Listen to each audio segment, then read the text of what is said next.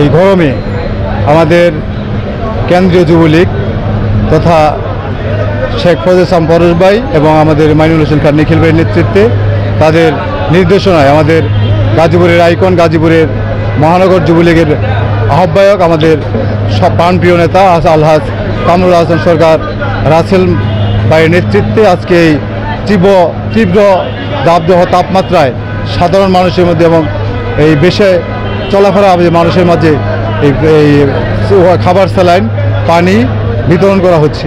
এটি একটি মহতী উদ্যোগ।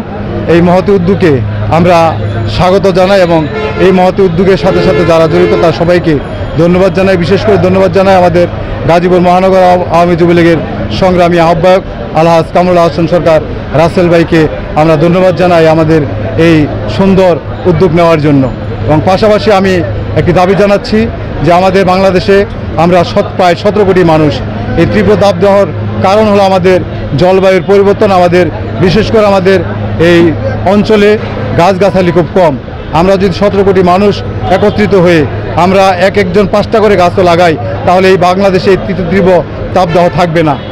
এই আহ্বান জানিয়ে সবাইকে মিনিমাম 2টি করে গাছ লাগানোর আহ্বান জানিয়ে আমি বিদায় নিচ্ছি। আল্লাহ হাফেজ। জয় বাংলা, জয় বঙ্গবন্ধু।